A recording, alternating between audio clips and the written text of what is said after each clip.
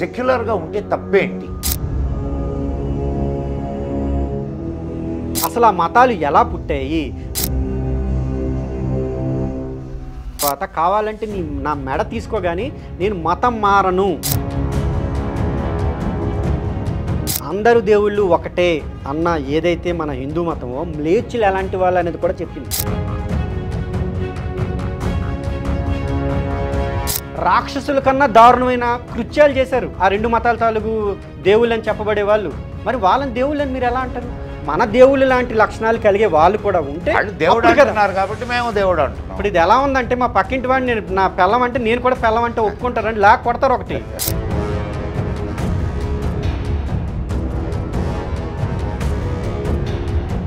ఇరవై 25 ఏళ్ళు పెంచిన తల్లిదండ్రులను వదిలేసి ఆ పాస్టర్ ఏమో, ఆ పాస్టర్ నాకు ఏం చెప్తే నేను అదే చేస్తాను, అటు పడుకోమంటే పడుకుంటాను అనే పరిస్థితి ఉందండి ఈరోజు.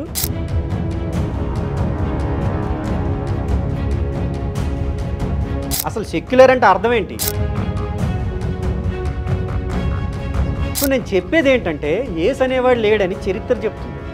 చరిత్రలో ఒక్క ఆధారం లేదు. నువ్వు ఎలా చెప్తున్నావు యేసు ఏంటది చాలా గొప్పవాడని? లేనివాడిని గొప్ప నువ్వు ఎలా ఆపాదిస్తున్నావు?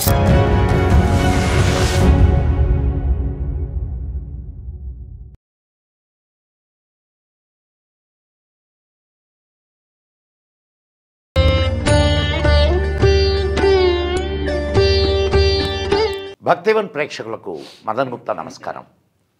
మిత్రులారా, మనం ప్రతిసారి లాగానే చర్చా వేదికలు అనేక విషయాల మీద అనేక మంది లబ్ధప్రతిష్ఠులైనటువంటి వ్యక్తుల ద్వారా అనేక విషయాలను మనం తెలుసుకుంటూ ఉన్నాం. ఈరోజు కూడా అటువంటి లబ్ధప్రతిష్ఠుడు, హిందూ పోరాట వీరుడు, అలుపెరగని పోరాటం చేస్తున్నటువంటి ఒక వ్యక్తి మనతోటి ఉన్నారు. తన ఉద్యోగం తను చేసుకుంటూ తన ధర్మం కోసం పడే తాపత్రయం అతని మాటల్లో మనకు కనిపిస్తుంది. అతనే భాస్కర్ కిర్లి. అందరికీ సుపరిచితుడే.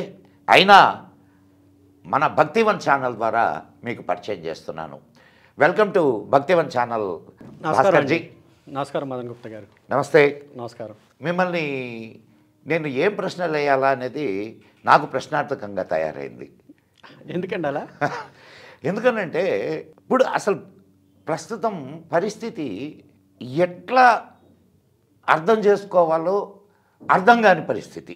నేను నా తోటి ఉన్నటువంటి ఒక ముస్లింని లేదా ఇప్పుడు జరుగుతున్నటువంటి చూస్తూ నేను వ్యతిరేకించాలా లేకుంటే ఓన్ చేసుకోవాలా?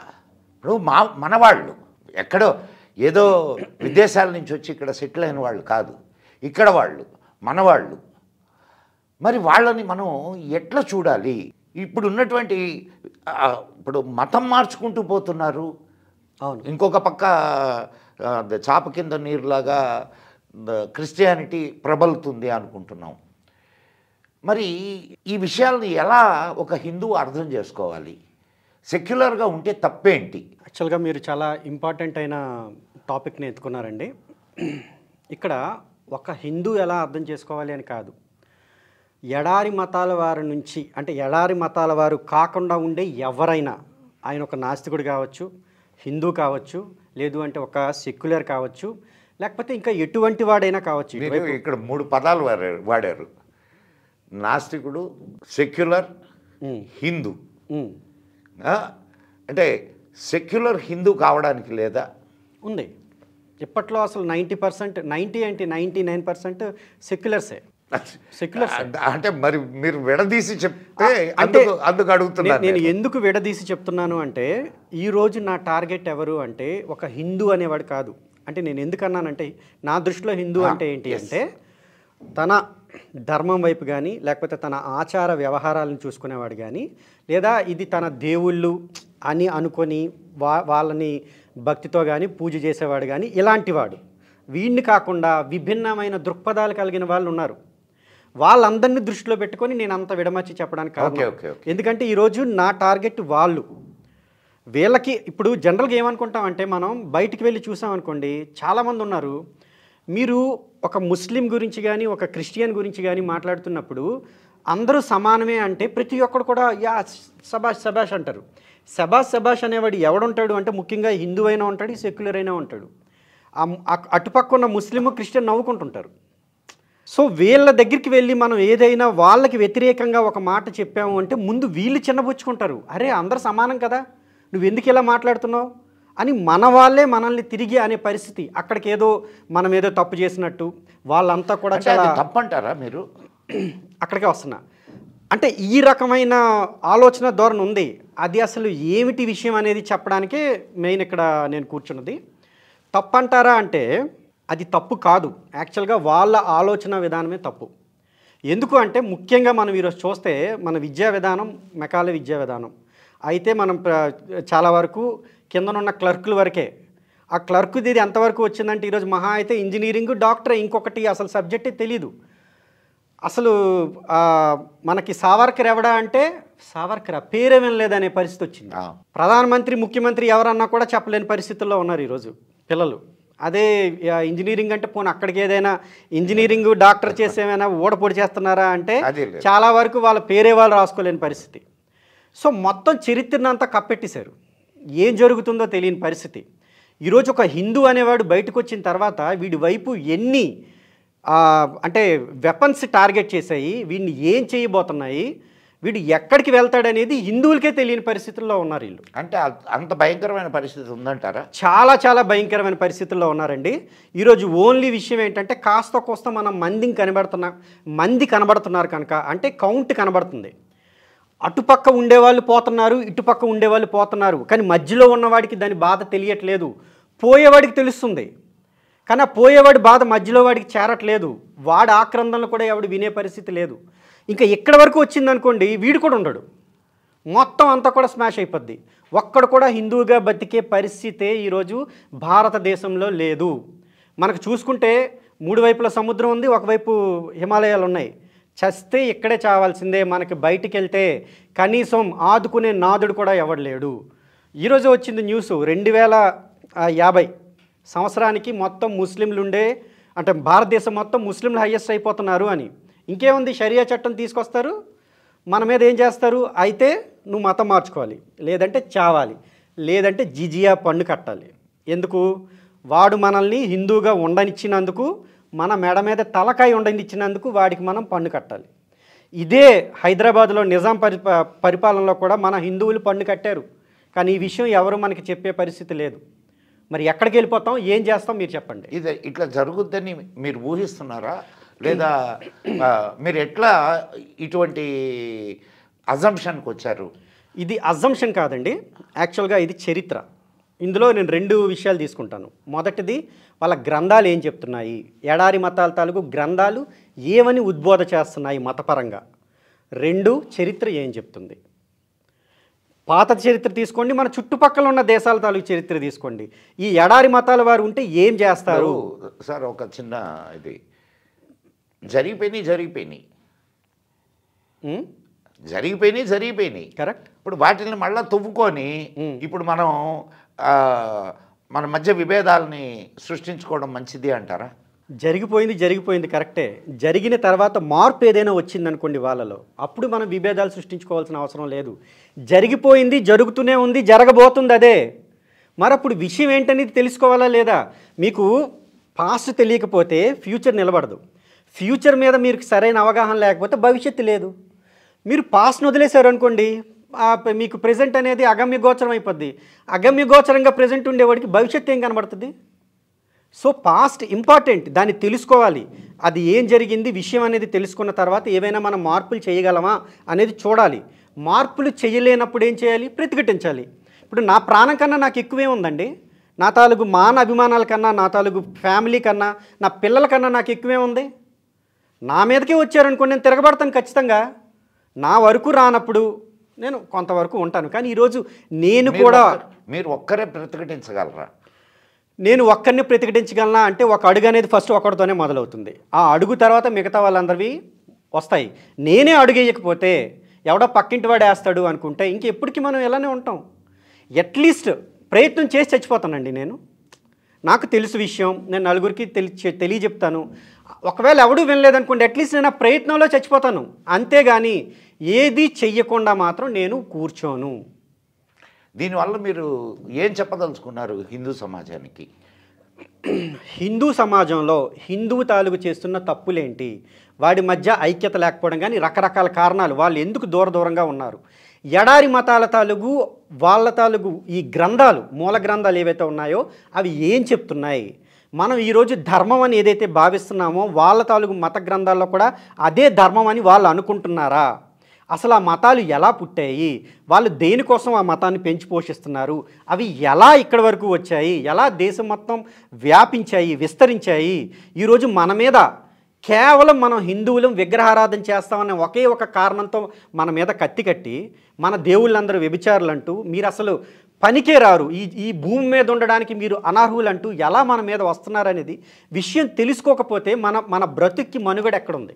మీరు రాజకీయాల వైపు కానీ గమనిస్తే అందరూ రాజకీయ నాయకులు అందరూ కూడా వాళ్ళ ఓట్ల కోసమే ఇదవుతున్నారు. అండ్ అటువంటప్పుడు అండ్ ఇటు హిందూ సమాజాన్ని మనం గమనిస్తే హిందూ సమాజంలో నాకు తెలిసి నేను గమనించినటువంటి విషయం మీతోటి పంచుకుంటాను. నాకు తెలిసి ఎవడు నేను హిందువును అనుకోవడంలే, నేను రెడ్డిని, నేను కమ్మని, నేను కోమిటిని, నేను బ్రాహ్మణ్ణి ఇది అనుకుంటున్నారు కానీ నేను హిందువునా అనుకోవడంలే. మరి వాడు హిందువు అనుకోనప్పుడు వాడు హిందూ ఎట్ట అవుతాడు? వాడు అనుకోవట్లేదు కనుక వాడు హిందూ కాదంటే కాదు. మీరు ఇక్కడ గమనిస్తే ఒక మానవ సంబంధాల విషయంలో జాగ్రత్తగా గమనిస్తే ఒక ఎమోషన్ అనేది క్యారీ చేయాలి. ఆ ఎమోషన్ అనేది లేదనుకోండి ఇలానే ఉంటారు. మీరు ఈరోజు క్రిస్టియానిటీని తీసుకున్నా, ఇస్లాంని తీసుకున్నా వాళ్ళకు ఒక ఎమోషన్ అనేది క్యారీ అవుతుంది. ఆ ఎమోషన్లు ఏంటంటే మా వాళ్ళ అన్నదమ్ములు, మా కోసమే ఈ రాజ్యం అంతా ఉంది, మేము అనుభవించడానికే ఆ దేవుడు మాకు ఇచ్చాడు, ఆ ఎదురుగా ఉన్న వాళ్ళందరూ దోచుకోవడానికే ఉన్నారనే ఒక ఎమోషన్ అనేది వాళ్ళ తాలూకు పాత ఎవరైతే కనిపెట్టారో అక్కడ దగ్గర నుంచి ఇప్పుడు వాళ్ళ తాలూకు మత పెద్దల వరకు దాన్ని క్యారీ చేసుకుంటూ తీసుకుని వస్తున్నారు. మన వరకు ఏమైంది అంటే చెప్పే నాదుడు లేడు, అందుకే రకరకాలుగా విడిపోయి ఇప్పుడు హిందువుకి భయం లేదు, వాడి మీదకి రాబోతుంది, వాడి ఫ్యామిలీ ఈరోజు ప్రమాదంలో పడింది, వాడి పిల్లలు ప్రమాదంలో పడ్డారు, అసలు వాడి బ్రతికే ఉండడం లేదని ఎవడు చెప్పేవాడు లేడు. అది తెలిసిందనుకోండి ఖచ్చితంగా వాళ్ళంతా కూడా ఒక దగ్గరికి వస్తారు. సింపుల్గా చెప్పాలంటే ఎక్కడైనా ఒక వరదలు వచ్చాయి, లేదంటే ఒక పెద్ద ప్రమాదం ఏర్పడింది, అగ్ని ప్రమాదం ఏర్పడింది, ఇళ్ళన్నీ కొట్టుకుపోయాయి, ఇంకా అక్కడ కులం ఉండదు, అందరూ కలిసి తింటారు, అక్కడ కలిసే బతుకుతారు. మళ్ళీ వాడికి ఎప్పుడన్నా డబ్బు వచ్చిన తర్వాత వాడు అధికారం చూపించడం మొదలు పెడతాడు. సో నేను అనేది ఏంటంటే ఒక ఎమోషన్ అనేది క్యారీ అవుతుంది. ఎప్పుడైతే ఆ భయం అనేది ఏర్పడుతుందో అది నిజం కూడా. హిందూ అనేవాడికి ఒక భయం ఏర్పడి నేను బతకలేని పరిస్థితి వస్తుంది అని తెలుసుకున్నప్పుడు వాడు ఖచ్చితంగా ఈ మిగతా విషయాలన్నీ వదిలేసి ఈ కులం లేకపోతే వాడి మధ్యలో ఉన్న అంతర్యాలు ఏంటి, ఈ ఆర్థికంగా సామాజికంగా ఏవేవైతే ఉన్నాయో అవన్నీ వదిలేసి నేను హిందువుని, వీడు నా అన్నదమ్ముడు, మేమంతా కలిసికట్టుగా లేకపోతే మాకు బ్రతుకు లేదు అనుకునే పరిస్థితి ఖచ్చితంగా రాబోతుంది. లేకపోతే వాడికి మనుగడే ఉండదు. దీన్ని విభజన పాలిటిక్స్ అనొచ్చా? పాలిటిక్స్ ఇందులో ఏమున్నాయండి? పాలిటిక్స్ అంటే విభజన సిద్ధాంతం అనొచ్చా? ఇప్పుడు మీరు ఒక మాట అన్నారు, అంటే ఓట్ల కోసమే ఉంటారు అని. ఎవరు? ఈ పొలిటీషియన్స్. కరెక్టే, వాళ్ళు ఓట్ల కోసమే ఉంటారు, వాళ్ళ ఓట్లు తెచ్చుకోవడానికి మతాలను విభజిస్తారు, కులాలను విభజిస్తారు, ఇదంతా వాళ్ళు బ్రతకడం కోసం చేసే పని.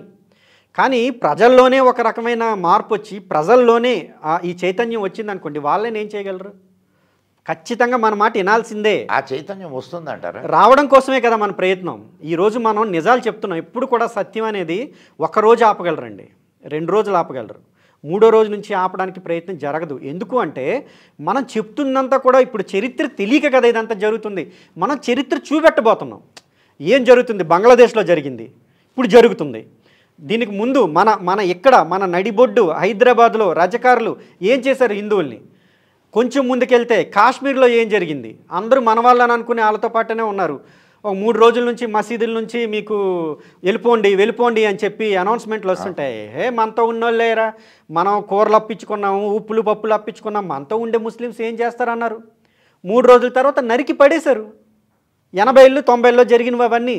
సో మీరు అవన్నీ తీసుకొచ్చి చెప్పేవాడు లేకనండి హిందువుల మధ్య ప్రాబ్లము. మనం గ్యారంటీగా అవన్నీ చెప్తే జనాలకి చూపిస్తే వాళ్ళంతా వాళ్ళ బ్రతుకు మీదకి వస్తున్నప్పుడు వాళ్ళు ఎందుకు మారరు? మారలేదనుకోండి చస్తారు. ఇంకా రెండో ఆప్షన్ లేదు, నువ్వు మారడమా చావడమా. ఇదే అంటే జరిగే పరిణామం అన్నమాట. ఇప్పుడు ఇదే ఇదిలో మన యోగి ఆదిత్యనాథ్ గారు కూడా బటెంగేతో కటెంగే అని చెప్పి ఒక నినాదం ఇచ్చాడు. అవును. కానీ అదే సిద్ధాంతాన్ని అంటే హిందువుల కోసం మేము ఉన్నామని అనే పార్టీలు కూడా ఆ మాటను తప్పుపట్టాయి. ఆయన చెప్పింది కరెక్టే కదా, మీరు చెప్తున్నటువంటి విషయమే ఆయన చెప్పాడు, విడిపోతే అవును పడిపోతారని. అవును. మరి ఇప్పుడు రాజకీయ నాయకులు ఏమి చెప్తే అది వినేదాన్ని సమాజం వింటున్నది. అటువంటి రాజకీయ పరిస్థితుల్ని మార్చగలిగితే మీరు చెప్పింది జరగవచ్చేమో, కానీ ఆ రాజకీయ నాయకులు ఈ మూసలో ఉన్నారా? రాజకీయ నాయకులు ఎప్పుడు కూడా మూసలో ఉండరండి. వాళ్ళు ఎప్పుడు కూడా ప్రజల తాలూకు నాడేంటని తెలుసుకొని దాన్ని బట్టి మారుతూ ఉంటారు. ఈరోజు మీరు కాంగ్రెస్ని తీసుకోండి, సింపుల్ సినారియో. భారతదేశంలో అత్యధికంగా ఉన్న జనాభా ఎవరు? సంఖ్య తగ్గినా ఇప్పటికీ హిందువులే. కానీ రెండవ ప్లేస్లో ఉన్న ముస్లిమ్స్ మీదే అది ఆధారపడి కంప్లీట్గా హిందువులు దూరం పెట్టింది. కారణం ఏంటి? ఈరోజు హిందువులు అనేవాళ్ళు కులం పరంగా విడిపోయి ఉన్నారు, వాళ్ళు రకరకాల కారణాలతో విడిపోయి ఉన్నారు. కానీ ముస్లిమ్స్ అయితే గుంపగుత్తగా తీసుకొచ్చి మాకు ఓట్లు వేస్తారు, ఇంకా మిగతా వాటితో హిందువులు కూడా కొన్ని ఓట్లు పడితే మేము గెలిచేస్తామని ఉన్నారు. సో అలాంటి మార్పు ఇప్పుడు ఆ ముస్లిమ్స్లో ఆ మార్పు రావడానికి కారణం ఏంటి? వాడి మతం ఒకటైతే ఆ మత విధానం చెప్పే పెద్దలది. అలానే మన హిందువుల్లో కూడా ఆ బాధ్యత తీసుకోవాలి. ఎవరు తీసుకుంటారు? మనమే తీసుకోవాలి. ఈరోజు మనం ఉన్నాం, ఈరోజు చెప్తున్నాం. మనం చెప్పిన తర్వాత ప్రజల్లో మార్పు వచ్చింది అనుకోండి, మన మీద ఉన్న స్వామీజీలు కదులుతారు. ఆ తర్వాత మనం ఇప్పుడు మన ఓట్లు వద్దా? కానీ ఒక విషయం చెప్పండి భాస్కర్ గారు, ఇప్పుడు స్వామీజీలు ఎవరి సంసారాలు అంటే అఫ్కోర్స్ వాళ్ళు పీఠాలు ఎన్ని ఏర్పరచుకున్నారు, వాళ్ళ పీఠాలని నడుపుకోవడానికి గడుపుకోవడానికి కాపాడుకోవడానికే పరిమితమై ఉన్నారు తప్ప మీరు చెప్పినటువంటి విషయాన్ని అంటే మీరు ఆలోచిస్తున్నటువంటి విషయాన్ని ప్రజల్లోకి తీసుకెళ్ళడానికి ఎంతమంది పీఠాధిపతులు సిద్ధంగా ఉన్నారు? ఈరోజు పీఠాధిపతులు అంటే ఎలా ఉన్నారంటే వాళ్ళ పీఠల వరకు చూసుకోవడం వరకే ఉన్నారండి.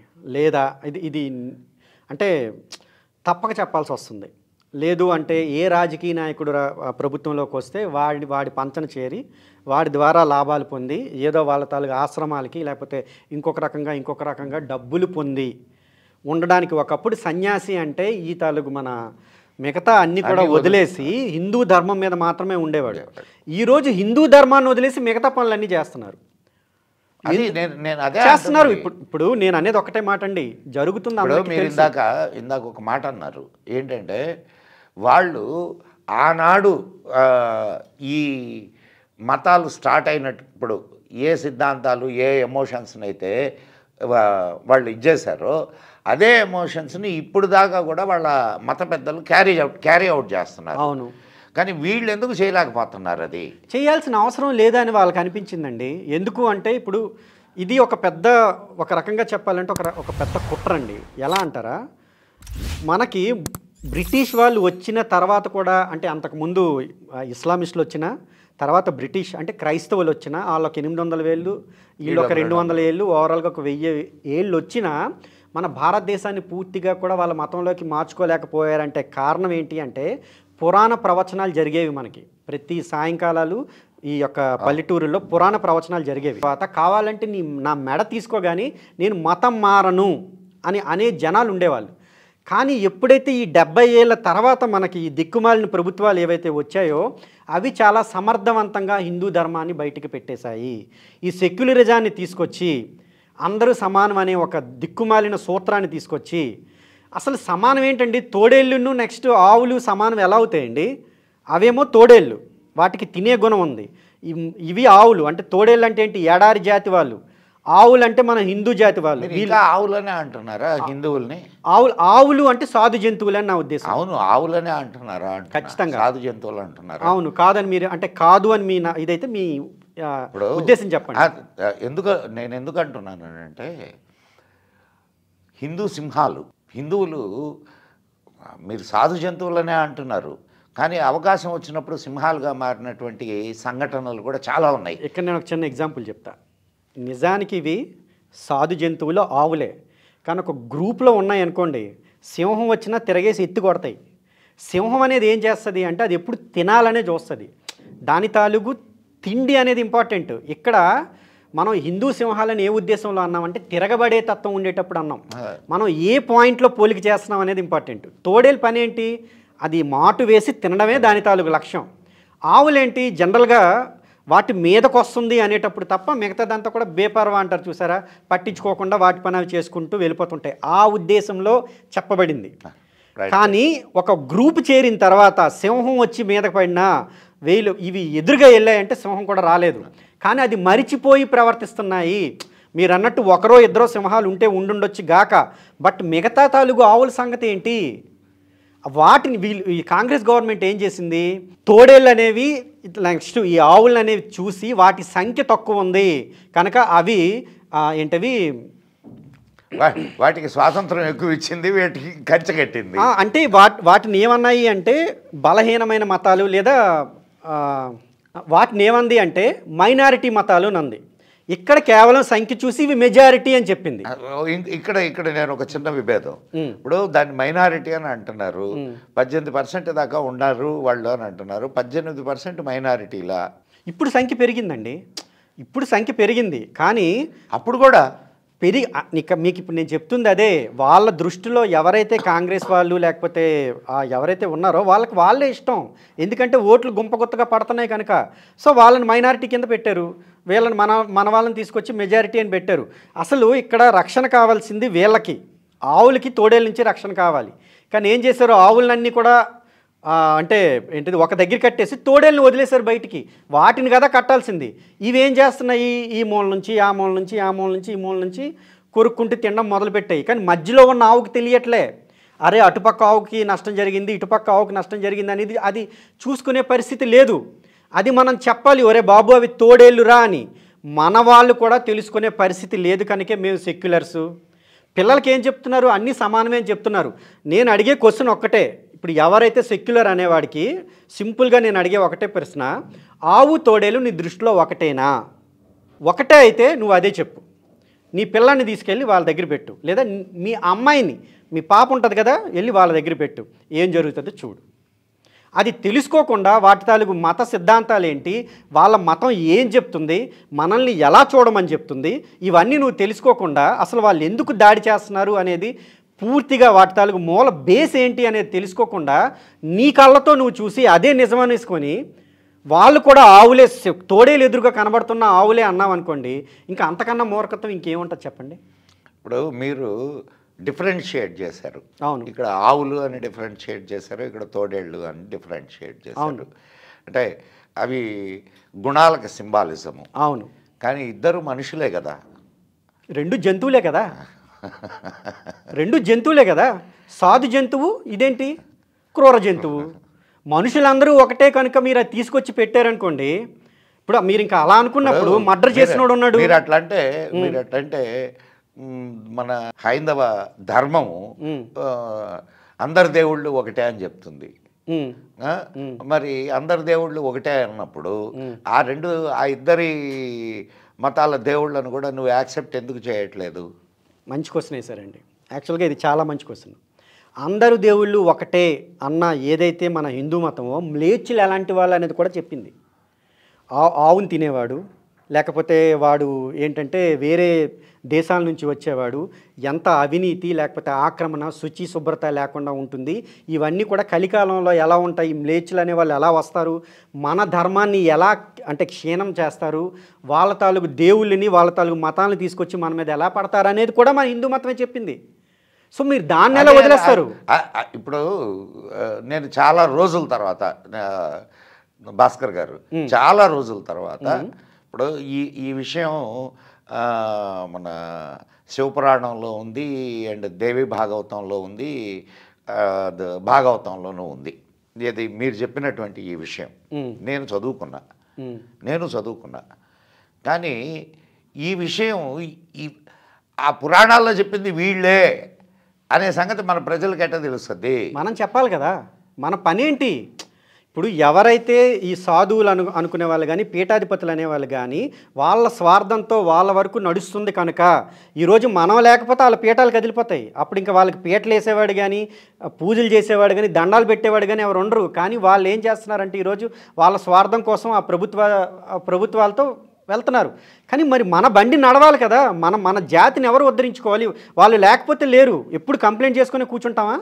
మరి మనం ముందుకు రామా? మరి మనం చేయాల్సిన పరిస్థితి ఉంది, మనమే చెప్పాల్సిన పరిస్థితి ఉంది. ఇక్కడ అన్ని మతాలు అంటే అందరూ దేవుళ్ళు ఒకటే అనేది ప్రతి మతానికి కూడా కొన్ని లిమిట్స్ ఉంటాయి. ఏ దేవుడి గురించి మీరు చెప్తున్నారు, ఎక్కడ మాట్లాడుతున్నారు, వాళ్ళ తాలూకు లక్షణాలు ఏంటి, ఎంతవరకు చెప్పబడింది తీసుకోవాలి కదా. అసలు ఫస్ట్ ఆఫ్ ఆల్ మీరు చెప్తుంది ఆ రెండు తాలూకు దేవుళ్ళు అన్నారు కదా, వాళ్ళు అంటే ఆ ఎడారి మతాల తాలూకు ఎవరైతే దేవుళ్ళు అంటున్నారో ఎడారిలో ఉన్న జీవించే వాళ్ళని దేవుళ్ళు అనుకున్నారు. కానీ నిజానికి వాళ్ళకి దేవుళ్ళ లక్షణాలు ఉన్నాయా అనేది కూడా పాయింట్. మన హిందూ ధర్మం ప్రకారం చూస్తే వాళ్ళు రాక్షసులు అవుతారు. రాక్షసుల కన్నా దారుణమైన కృత్యాలు చేశారు ఆ రెండు మతాల తాలూకు దేవుళ్ళని చెప్పబడే వాళ్ళు. మరి వాళ్ళని దేవుళ్ళని మీరు ఎలా అంటారు? మన దేవుళ్ళు లాంటి లక్షణాలు కలిగే వాళ్ళు కూడా ఉంటే దేవుడు అంటున్నారు కాబట్టి మేము దేవుడు అంటున్నాం. ఇప్పుడు ఇది ఎలా ఉందంటే మా పక్కింటి వాడిని నేను నా పెళ్ళం అంటే నేను కూడా పెళ్ళం అంటే ఒప్పుకుంటారని లాక్ కొడతారు. ఒకటి మనకి విచక్షణ ఉంది, మనకి ఇంటెలిజెన్స్ ఉంది, తెలివితేటలు ఉన్నాయి. జంతువు నుంచి మనల్ని వేరు చేసేదే అది. వాడు అంటాడు 100 అంటాడు, నమ్మేస్తామా? మరి మనం ఈ ప్లేస్లో కూర్చొని మాట్లాడుతున్నాము అంటే ఏంటి అసలు? వాడు దేవుడు అన్న తర్వాత దేవుని లక్షణాలు ఏంటి, ఏ విధంగా దేవుడు అవుతాడు మనం సరిపోల్చుకోమా? ఒక దేవుడు అని చెప్పగలిగేది లేదా ఒక దేవుని లక్షణాలు పర్ఫెక్ట్గా మీకు డిస్క్రైబ్ చేసేది కేవలం హిందూ మతమే. అది కూడా వేదాలే. వేదాల్లో మాత్రమే దేవుని లక్షణాలు పర్ఫెక్ట్గా ఉంటాయి. సర్వవ్యాపకుడు, సర్వజ్ఞాని, తర్వాత ఈ బలవంతుడు, ఇలాంటివన్నీ కూడా. సో అవి ఉన్నాయా లేదా అని మనం చూసిన తర్వాత మాత్రమే మనం మాట్లాడగలం. అంతవరకు దేవుళ్ళని మాత్రం దయచేసి అనొద్దు. భాస్కర్ గారు, మీరు ఇన్ని మాటలు చెప్పారు, బాగానే ఉంది. మనం చేస్తున్నాం కదా. చేయాల్సినటువంటి స్వామీజీలేమో వాళ్ళు కూడా మేము ఈ దేవుడు కాదు, మేము ఆ దేవుడినే కొలుస్తాం, ఈ దేవుడు మాకు సంబంధం లేదు, ఇట్లా మన ధర్మంలోనే మాట్లాడుకుంటుంటే ఇతరులు మాట్లాడడంలో తప్పేంది? ఇది కరెక్ట్ అండి. ఇప్పుడు నేను మీకు ఎందుకు నేను ఈ మాట అడిగానంటే, కొందరు స్వామీజీసు మేము ఆ దేవుడిని పూజించాం, ఆ దేవుడు అంటే మాకు ఇది లేదు, గౌరవం లేదు, ఇలా మాట్లాడుతున్నారు. మరి మన ధర్మంలో ఉన్నటువంటి మత పెద్దలే ఇలా మాట్లాడితే వేరే వాళ్ళు మాట్లాడితే తప్పేంది? మీరు అన్నది ఎగ్జాక్ట్లీ కరెక్ట్ అండి. అంటే యాక్చువల్గా మన తాలూకు హిందూ మతం అలా డిఫైన్ చేయబడింది. ఈరోజు ఒక వైష్ణవుని తీసుకున్నారనుకోండి, వైష్ణవులో ఏంటి అంటే విష్ణువు దేవుడు, శివుడు జీవుడు. శివుడు విష్ణువుని పూజిస్తాడు. అలాగే శైవాన్ని తీసుకుంటే శివుడు దేవుడు అంటే పరబ్రహ్మం, విష్ణువు జీవుడు. ఈయన విష్ణువు ఆయనకి సేవ చేస్తాడు. అదే మన శాక్తేయంలోకి వెళ్ళామంటే దేవి అన్నిటికీ మొత్తం ఆ కింద ఉండే వాళ్ళంతా కూడా ఆవిని పూజ చేస్తారు. ఇది ఎందుకు అలా చెప్పబడింది అంటే మన దాంట్లో డిఫరెంట్ శాఖలు ఉన్నాయి కనుక వాళ్ళు మోక్ష మార్గాన్ని పెట్టుకోవాలంటే వాళ్ళ దేవుణ్ణే పూజించాలి కనుక పెట్టబడింది. కానీ మిగతా వాళ్ళంతా కూడా గౌరవించుకోవాలని ప్రతి దాంట్లోనే చెప్తుంది. అభేదం అనేది కూడా చెప్తుంది. జరగడం లేదు కదా. అవును, కరెక్ట్. అది జరగట్లేదు. కానీ ఇప్పుడు దానివల్లనే మనకి ప్రాబ్లం వచ్చే పరిస్థితి కూడా ఉంది. మొట్టమొదటిగా చూడాల్సింది ఈ స్వామీజీలు మారాల్సిన పరిస్థితి ఉంది. స్వామీజీలను ఎవరు మారుస్తారు? ఒకటండి, ఇప్పుడు స్వామీజీలు ఎంతమంది ఉన్నారండి? మహా అయితే ఒక 50 మంది 100 మంది. మారకపోతే పోనీయండి, ఒక 500 మంది ఉంటారు. ఇప్పుడు రేపు ఇక్కడ హైందవ శంకారామం జరుగుతోంది. అవును, 250 మంది స్వామీజీలని వాళ్ళు ఇన్వైట్ చేశారు. అవును. సో ఒక్క ఇదిలోనే 250 మంది ఉంటే ఇంకొక మొత్తం 2 రాష్ట్రాల్లో కలిపి ఒక 500 మంది ఉన్నారు. 500 కాదండి, 5000 మంది వేసుకుందాం, పోనీ 50,000 మంది వేసుకుందాం. నా పాయింట్ ఏంటంటే స్వామీజీ అనే ఆయన హిందువులు మార్చడానికి ఉంది, హిందువులు వెళ్ళి ఆయన మార్చడానికి లేవు. అది జరగడం లేదు కదా. అది కదా ఇప్పుడు మాట్లాడు. కరెక్ట్. ఇప్పుడు జరగట్లేదు అనేది అందరికీ తెలుసు. ఎందుకు జరగట్లేదు అనేది మనకు చర్చ. ఒక విషయం చెప్పండి భాస్కర్ గారు, భాస్కర్ చెప్తే నేను వినాలా? మీరు వినొద్దండి. నా పాయింట్ ఏంటంటే భాస్కర్ చెప్తే నేను ఎలా, నా స్వామీజీ చెప్పారు అనుకోండి నేను వింటా. అవును, కానీ స్వామీజీ చెప్పడం లేదే. వచ్చింది. మీకు నా నా ప్రశ్న అర్థమైంది అనుకుంటాను. నాకు స్పష్టంగా అర్థమైంది. నేను చెప్పేది ఒకటే, కాస్త కోస్తే ఇక్కడ 3 రకాల జనాలు ఉంటారండి. సుమతి, తర్వాత మధ్యమతి, మందమతి అని. ఎక్కడన్నా కానీ సుమతి అనేవాడు అసలు ఎవడు చెప్పక్కర్లే, వాడికి జరుగుతున్న పరిణామాలు బట్టి తెలిసిపోద్ది. మధ్యమతి అనేవాడికి మనలాంటి పోనీ స్వామీజీ చెప్పట్లే, అట్లీస్ట్ ఎవడో ఒకడు చెప్తున్నాడు రా అనే దాంట్లో వెతికి విచక్షణ బట్టి తీసుకుంటాడు. మీరు చెప్పే 3వ జాతి మందమతి, ఆడు ఎవడు చెప్పినా విండు. సో నేను ఇక్కడ అనేది ఏంటంటే, స్వామీజీ చెప్పాలి, ఐడియల్ సిచ్యువేషన్ జరగట్లే, అలాగని మనం ఊరుకునే పరిస్థితి లేదు, మనం చెప్పాలి. ఇప్పుడు సత్యం ఉందండి, సత్యం వాళ్ళ బాధ్యత, వాళ్ళు చెప్పట్లేదు, ఓకే వదిలేద్దాం, మనం చెప్దాం. ఇప్పుడు ఇక్కడ మీరు అనేది ఏంటి అంటే, భాస్కర్ చెప్తే వినాలా అంటే అది వాళ్ళ మీద వదిలేస్తా. నా ధర్మం ఏంటి? చెప్పడం నా బాధ్యత, దాని మీద ప్రూఫ్ చూపించడం నా బాధ్యత, చరిత్ర చెప్పడం నా బాధ్యత, విడమర్చి చెప్పడం నా బాధ్యత. స్వామీజీ అనే ఆయన ఈరోజు ఏసీ వేసుకొని, పాపం కాషాయ గొడ్డలు కట్టుకొని ఉన్నా ఏసీ లేకపోతే పడుకోలేరు, కాళ్ళకి చెక్క ఇవి లేకపోతే అంటే చెక్క తాలూకు చెప్పులు వేసుకుంటారు, కానీ కారు లేకపోతే వెళ్ళలేరు. వాళ్ళ పరిస్థితి మనకి లేదు. వాళ్ళు ఉండాల్సిన దగ్గర ఉండనియండి, వాళ్ళని పక్కన పెట్టేద్దాం. కానీ ఈరోజు వాళ్ళు లేకపోయినా మన ధర్మమైనా మనం నిర్వర్తించాలి కదా, వినేవాడు వింటాడు. ఈరోజు వినలేదనుకోండి, వాడికి ఎదురుగా కనబడుతున్నాయి కదా. ఇప్పుడు ఇంకా ముఖ్యమైన విషయం ఏంటంటేనండి, కొంతమందికి ఏమవుతుందంటే వాళ్ళకి అంటే జరుగుతున్నది తెలుస్తున్నా మైండ్లోకి వెళ్ళదు. భాస్కరో, మదన్ గుప్తానో, ఇంకొకడో చెప్పిన తర్వాత వాడికి అది టీవీలోనో లేకపోతే పేపర్లోనో చదివాడు అనుకోండి, వాడు మైండ్లోకి ఎక్కుతుంది ఖచ్చితంగా.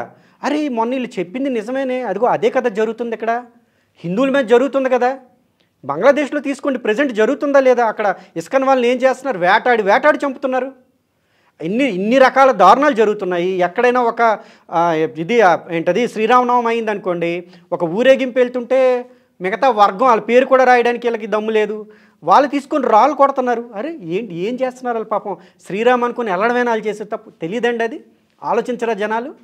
మనం ఏదో ఇప్పుడు అవుట్ ఆఫ్ ది బాక్స్ తీసుకొచ్చి చెప్పేయట్లేదు కదా, మన మధ్య జరిగిన విషయాలే చెప్తున్నాము. వాళ్ళు ఎందుకు ఎగ్జాంపుల్ కింద తీసుకోరు? పోనీ 1, 2, 3, 4 దానికైనా తీసుకోరా? ఖచ్చితంగా తీసుకుంటారు. తీసుకోకపోతే ఏమవుతుంది, ఆడు మందమతి, పోయేవాడు అలానూ పోతాడు, దానికి మన చేతుల్లో ఏం లేదు. మన బాధ్యత, మన ధర్మం చెప్పడం, అట్లీస్ట్ ప్రయత్నంలోనైనా చచ్చిపోవడం. అందరిలాగా నేనైతే మాత్రం ఇలాగా నోరు మూసుకొని కూర్చోను. నా తాలూకు ఫస్ట్ నా కుటుంబాన్ని కాపాడుకోవాలి, నా పిల్లల్ని కాపాడుకోవాలి, నా చుట్టుపక్కల ఉండే వాళ్ళని కాపాడుకోవాలి, నా ధర్మాన్ని కాపాడుకోవాలి. ఇది నేను చేసే పని. ఎందుకంటేనండి సింపుల్గా మాట చెప్తానండి, ఈరోజు నా పిల్లలు ఉన్నారు, నా పిల్లలనే కాదు ప్రతి ఒక్కరికి కూడా వాళ్ళకి అత్యంత ముఖ్యమైన వాళ్ళు ఎవరంటే వాళ్ళ పిల్లలు. పాపం వాడు తినడానికి తిండి లేకపోయినా ఆ పిల్లవాడిని లేదా పిల్లని ఒక మంచి స్కూల్లో చదివించాలి, విద్యా బోధన నేర్పించాలి, వాళ్ళకి కాస్తో కోస్తో ఆస్తిని ఇవ్వాలని కష్టపడతాడు.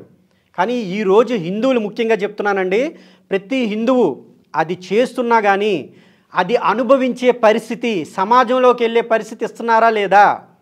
ఈరోజు బంగ్లాదేశ్ తీసుకోండి, పాకిస్తాన్ తీసుకోండి, లేకపోతే కాశ్మీర్ తీసుకోండి, అవన్నీ ఒకప్పుడు మనం కాదా? ఈరోజు రేపు పొద్దున మన పిల్లలు పెద్ద అయిన తర్వాత 2050 వచ్చిందనుకోండి, ముస్లిమ్స్ అందరూ పైకి వచ్చిన తర్వాత, అంటే వాళ్ళు పెరిగిపోయిన తర్వాత, షరియా చట్టం వచ్చిన తర్వాత హిందూ అమ్మాయి బయట తిరగలదా? ఇప్పుడు తిరుగుతుందా? ఇప్పుడే తిరగలేకపోతుంది. అంటే మీరేంటి, మీకోసం కాదు, మీ పిల్లలైనా తిరిగే ఒక రక్షణ, ఒక సమాజాన్ని మీరు అందివ్వగలుగుతున్నారా? ఆ బాధ్యత మన మీద లేదా? అట్లీస్ట్ నేను తీసుకుంటున్నాను. నాకు ఒక పాప ఉంది, ఆ పాప ఈరోజు బతకాలి అంటే విద్యాబుద్ధులు నేర్పుతున్నాను, ఆస్తి నేను ఇవ్వగలిగినంత ఇస్తాను, ఆ సమాజాన్ని కూడా నేను ఏర్పాటు చేస్తున్నాను. తోడేలేంటి ఆవేంటని నేను చెప్పగలిగే పొజిషన్లో ఉన్నాను. ఈరోజు నా పాప అది తెలుసుకునే పరిస్థితుల్లో ఉంది. తోడేలంటే దానికి తెలుసు, ఆవులంటే దానికి తెలుసు. మరి మీ పాపలకి, మీ తాలూకు పిల్లలకి తెలుసా? మీకే తెలీదు. మీరు ఈరోజు వదిలేస్తే ఆ పిల్లల్ని రేపొద్దున లవ్ జిహాద్కో లేకపోతే ఏ క్రిస్టియన్ వాడికో పెళ్లి చేసేసుకొని మతం మార్చేసుకొని వాళ్ళు మళ్ళీ తిరిగి మీ మీద కక్షగట్టి మొత్తం మన హిందువులను అందరినీ మార్చేసుకుంటూ లేదా చంపేసుకుంటూ పోతుంటే అసలు ఆ బాధ ఎలా ఉంటుందో మీకు తెలుసండి. ఎంతమంది మా దగ్గరికి వచ్చారు తెలుసా తల్లిదండ్రులు, వాళ్ళ తాలూకు పిల్లలేమో ఫస్ట్ మతం మారే ప్రాసెస్లోనేమో బొట్టు పెట్టుకోక, జుత్తులు తీసేసుకొని, ప్రసాదాలు తినక, గుళ్ళకి వెళ్ళక ఉంటే ఫ్యాషన్ అనుకున్నారు. తల్లి ఏమో సీరియల్స్, తండ్రి ఏమో పాలిటిక్స్ లేదా క్రికెట్ వదిలేశారు. రేపు ఆ పాప మతం మారిపోయిన తర్వాత మా దగ్గరికి వచ్చి ఏడిస్తే మేమేం చేస్తాం? చేయాల్సిన టైంలో చేయలేదు. దగ్గరికి వచ్చి ఏమంటుంది, 25 ఏళ్ళు పెంచిన తల్లిదండ్రులను వదిలేసి ఆ పాస్టర్ నాకు ఏం చెప్తే నేను అదే చేస్తాను, ఆడు పడుకోమంటే పడుకుంటాను అనే పరిస్థితి ఉందండి ఈరోజు. ఎంత దారుణమైన బ్రెయిన్ వాష్కి వాళ్ళు గురవుతున్నారో తెలుసా? లవ్ జిహాద్లో పెళ్లి చేసుకుని వెళ్ళిపోయిన తర్వాత ఫ్రిడ్జ్కే చేరుతుందో, లేకపోతే వాషింగ్ మెషిన్లోనే తీరుతుందో, లేకపోతే వాళ్ళ మామ కిందే పడుకుంటుందో, వాళ్ళ చిన్నాళ్ళు ఎంతమంది దగ్గర పడుకుంటుందో తెలియని పరిస్థితి. ఎందుకంటే ఆ మత సిద్ధాంతాలు అలా ఉన్నాయి. ఎంతమంది చెప్తున్నారు ఈరోజు లవ్ జిహాద్ అంటే ఎవరికి ఏం తెలియని పరిస్థితి. ఇవన్నీ మరి మనం చెప్పే పరిస్థితి ఉందా లేదా? తల్లిదండ్రులకి చెప్పే పరిస్థితి ఉందా లేదా? ఎందుకంటే దాదాపుగా ప్రతి ఒక్కరికి పిల్లలు ఉంటారు. వాళ్ళు ఈరోజు సేఫ్గా ఉన్నారు సమాజంలో? లేరు. ఎవరికి పట్టలేదు కదా, స్వామీజీకి పట్టలేదు, ఈ పొలిటీషియన్కి పట్టలేదు, వాళ్ళకి ఏం పనండి? వాళ్ళు హ్యాపీగా ఉన్నారు. మన తర్వాత కదా వాళ్ళ మీదకి వెళ్తుంది. కానీ ముందు బలయ్యేది మనం కదా. మరి మనం మన తాలూకు రక్షణ చేసుకోవాలా లేదా? మనం రక్షణ చేసుకోకుండా ఎప్పుడు కూడా వాడు చేయలేదు వీడు చేయలేదంటే మన బ్రతికేలా సాగుతుంది. ఇప్పుడు మీరు ఇంత ఇది చెప్తున్నారు, అన్నీ నిజమే, కానీ ఇక్కడ ఉండేటటువంటి అందరూ అటువంటి వాళ్ళు అని అంటారా? ఒక మాట అండి, ఎటువంటి వారు అనేది మీరు నాకు లిస్ట్ రాసి ఇస్తే నేను తీసుకొని దాన్ని బట్టి ఎటువంటి వారో చూసుకొని నా మిగతా వాళ్ళకి చెప్తాను. మీరు గ్యారంటీ ఇవ్వగలరా? ఇప్పుడు మీరు ఇక్కడ 18% ముస్లిం కమ్యూనిటీ ఉంది. 18%. అవును. సరే, అది వాళ్ళు మైనారిటీలా కాదా అనేది ఎవరు డిఫైన్ చేయడం లేదు. మైనారిటీలు కానీ పరిగణిస్తున్నారు, పరిగణించలేయండి. కానీ 18% ముస్లిమ్సు మీరు అన్నటువంటి అదే మెంటాలిటీకి సంబంధించిన వాళ్ళ, లేదు ఇప్పుడు క్రిస్టియన్స్, క్రిప్టో క్రిస్టియన్స్ వీళ్ళు కూడా ఉన్నారు. వీళ్ళందరూ కూడా ఇప్పుడు నేను ఒక ముస్లింని అడిగితే మాది శాంతి మతం అంటాడు. ఓకే. ఒక క్రిస్టియన్ దగ్గరికి వెళ్తే మేము శాంతిని బోధిస్తాము, మేము ఇది చేయమని అంటే కరెక్ట్ పవర్ ఎగరేస్తారు. అవునవును. మరి వాళ్ళు అట్లా చెప్తున్నప్పుడు మీరు ఇట్లా చెప్తే ఎట్లా? మరొక మంచి క్వశ్చన్ వేశారండి. నేను దీనికి ఒక్కటే ఆన్సర్ ఇస్తాను. మీరు ఈరోజు మీ ఇంట్లో ఎవరు లేరు అనుకుందాం, మీకు ఇక్కడ పని పడింది, మీరు ఇక్కడికి వచ్చారు, మీ ఇంటికి తాళం వేస్తారా లేదండి మదన్ గుప్తా గారు? వేస్తాం. ఎందుకంటే దొంగలు వచ్చి రోజు మీ ఇంటికి దొంగలు వస్తారా? రోజు రాకపోతే అసలు మీ వీధిలో ఒక యావరేజ్ తీసుకోండి, అంటే స్టాటిస్టిక్స్, లేదా పోలీస్ స్టేషన్కి వెళ్ళి మనం వాకప్ కూడా చేయొచ్చు. ఎన్ని దొంగతనాలు జరిగాయి మీ వీధిలో, ఎంతమంది దొంగలు ఇంతవరకు వచ్చారు, ఎంతమంది దొంగలు వచ్చే అవకాశం ఉంది అని చూస్తే మోస్ట్ ఆఫ్ ది ప్లేసెస్ అసలు దొంగలు వచ్చే ఛాన్సెసే ఉండవు. అవునా? కానీ మీరు ఎందుకు తాళం వేస్తున్నారు? మీ జాగ్రత్త కోసం, అంతేనా? అంతే. మరి ఈరోజు వాడెవడో మంచోడో చెడ్డోడో అనే బేస్ మీద నేను ఎలా ఉంటానండి? నా జాగ్రత్త నేను పడొద్దా? ఈరోజు వాళ్ళ తాలూకు మత గ్రంథాలు ఏం చెప్తున్నాయి అనేదే నేను చూడగలను. వాడు ఎప్పుడు మారాడు? నేను ఇక్కడ ఒక చిన్న మీరు చాలా మంచి ఇది ఇచ్చారు, ఇది జాగ్రత్త కోసం తాళం వేసుకుంటాము. జాగ్రత్త కోసం తలుపులు తెరిచున్నప్పుడు ఎవడైనా లోపలికి వెళ్ళొచ్చు కదా. అవును, అది కరెక్ట్. ఇప్పుడు మీరు ఇంకొక మాట అన్నారు, వాళ్ళ మత గ్రంథాలు అని. మన మత గ్రంథాల గురించే మన వాళ్ళకి తెలియదు, ఇంకా వాళ్ళ మత గ్రంథాల గురించి ఈ మన వాళ్ళు తెలుసుకునేంతటి ఇది ఎక్కడున్నది? ఇక్కడ ఇదే ప్రాబ్లం వచ్చింది. మన మత గ్రంథాల గురించి మనకు తెలియదు, కానీ వాళ్ళ మత గ్రంథాల గురించి వాళ్ళకి తెలుసు. ఎందుకంటే ఈ ఒక ఆదివారం అయితే చర్చి కని కానీ, శుక్రవారం అయితే మసీదు కని కానీ, వాళ్ళకి అదొక నిబంధన కింద ఉంది, సిస్టమ్ కింద ఉంది. సో వాళ్ళకి ప్రతిసారి ప్రేరేపిస్తూనే ఉంటారు. నేను ఇక్కడ ఒక మాట కూడా చెప్తాను, మన మత గ్రంథాల గురించి తెలియకపోయినా పర్లే, వాళ్ళ మతాల గురించి నీకు ముందు తెలుసుకుంటేనే నువ్వు బ్రతుకుతావు. మన మత గ్రంథాల గురించి తెలుసుకోవడం మన ధర్మం లేదా మన ఇంట్రెస్ట్ అండి. అది మన అంటే మన ఓన్ కింద వస్తుంది. కానీ వాళ్ళ మత గ్రంథాలు అనేది తెలుసుకోకపోతే నీ రక్షణ ఎలా చేస్తావు? ఇప్పుడు విదేశీయుల తాలూకు శత్రు వ్యూహాలు ఏంటనేది నువ్వు ముందు తెలుసుకుంటేనే కదా నీ మార్పులు నువ్వు చేసుకోగలవు. నావి నేను తెలుసుకొని ఏం చేయాలి ఫస్ట్ అంటే, నేను ఇది సమాజం పరంగా మాట్లాడుతున్నా. స్పిరిచువల్ పరంగా వేరు, మీరు స్పిరిచువల్గా వెళ్ళాలి అనుకుంటే ఎంత పైకి వెళ్తారు, మోక్షాన్ని ఎలా సంపాదిస్తారు అనే దగ్గర మన గ్రంథాలు అనేవి మనకు ఉపయోగపడతాయి. బట్ ఎంటైర్లీ డిఫరెంట్ కాన్సెప్ట్ ఇది. నేను మాట్లాడుతుంది నువ్వు సమాజంలో బ్రతకాలి అంటే మన గ్రంథాల గురించి మంచి తెలుసుకుంటే మంచిదే, ఫైన్. బట్ నువ్వు సమాజంలో బతకాలి అంటే తోడేళ్ళ మధ్యలో ఉన్నావు కనుక ఆ తోడేళ్ళ తాలూకు గ్రంథాలు ఏం చెప్తున్నాయి, వాళ్ళని ఎలా ప్రేరేపిస్తున్నాయి, ఏం చేయమని చెప్తున్నాయి. నీ మత గ్రంథాల్లో ధర్మం అని చెప్పింది, వాళ్ళ మత గ్రంథంలో అధర్మం అవుతుంది. అసలు సమాజమే ఒప్పుకుంది, ఇంకొకరిని చంపేమని చెప్పడం ఏంటండి? నీ మతం పాటించకపోతే చంపేయమని చెప్పడం ఏంటి? విగ్రహారాధన, నేను విగ్రహారాధన చేస్తే నీ దేవుడికి ఇష్టం లేకపోవడం ఏంటి?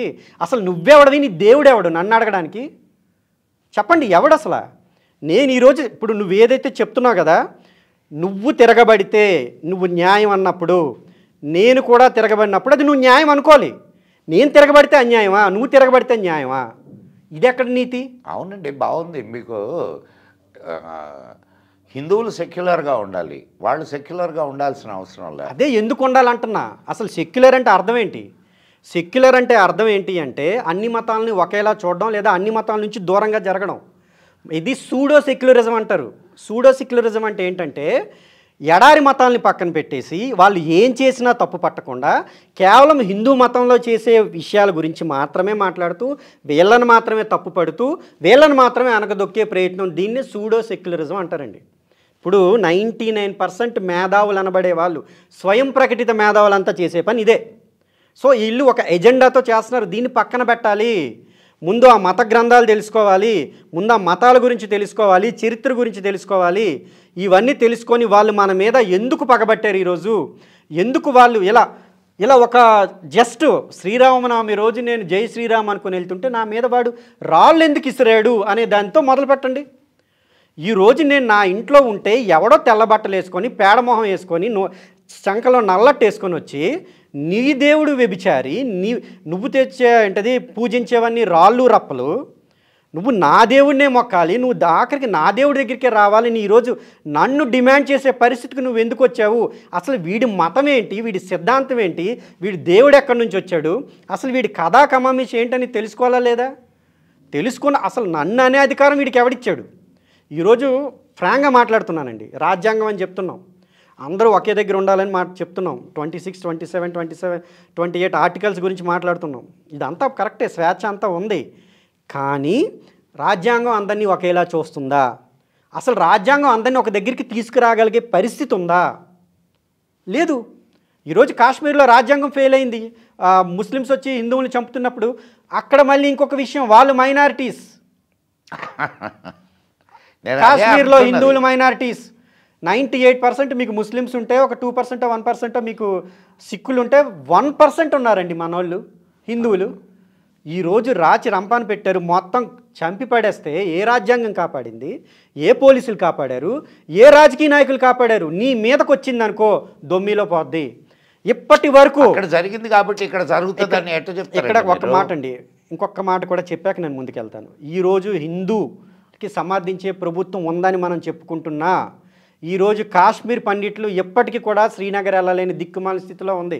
ఎప్పటికీ వాళ్ళు గుడారాల్లోనే ఉన్నారు, ఢిల్లీలో ఇప్పటికీ గుడారాల్లోనే ఉన్నారు. వాళ్ళు ఈరోజు శ్రీనగర్ వెళ్ళగలిగే పరిస్థితులు లేవు. నెక్స్ట్ ఇప్పుడు మీ క్వశ్చన్కి వస్తున్నా.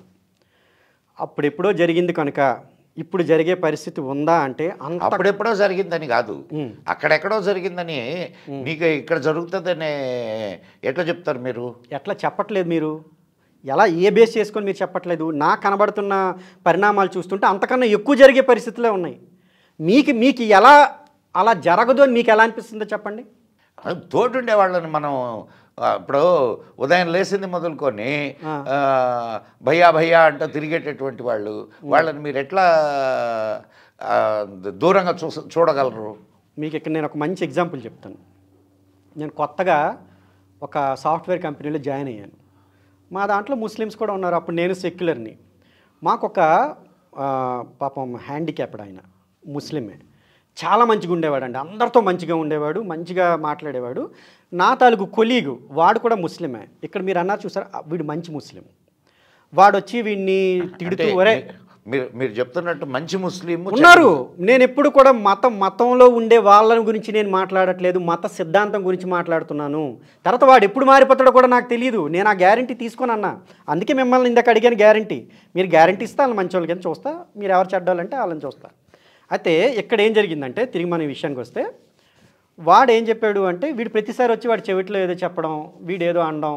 నేను అడిగాను, ఏమైందిరా అని అంటే, వాడు నా ప్రతిసారి కూడా శుక్రవారం వస్తే సరే రా పదా మసీదుకి పదా, అక్కడ ప్రార్థన చేద్దాం అంటాడరా, నమాజ్ చేద్దాం అంటాడరా, పెద్ద తలనొప్పి అయిపోయింది అన్నాడు. వెళ్ళొచ్చు కదరా నువ్వు, పాపం అంత చెప్తున్నాడు కదా ఆయన, వెళ్తే ఏమైంది అన్న. సెక్యులర్ని వాడికన్నా నాకు ఎక్కువ బాధ వేసింది. ఒరే నీకు విషయం అర్థం కావట్లేదురా, ఆడు ఎలాంటోడో నీకు తెలుసా అన్నాడు. ఏమైందిరా అన్నాడు. వీడు మసీద్కి వెళ్ళిన తర్వాత అంటాడంట, ఆ హిందువులందరూ కూడా మనకి ముష్రికులు, వాళ్ళంతా విగ్రహారాధన చేసేవాళ్ళు, వాళ్ళందరి మీద బాంబులు వేయాలని చెప్తాడంట. అమ్మని ఉన్నది నీకు ఒకే కాలు, కానీ నాలుకని అంత బాగా వాడుకుంటున్నావురా, మా మధ్యలోనే ఉన్నావు, మా మీద బాంబులు వేయమని చెప్తున్నావా?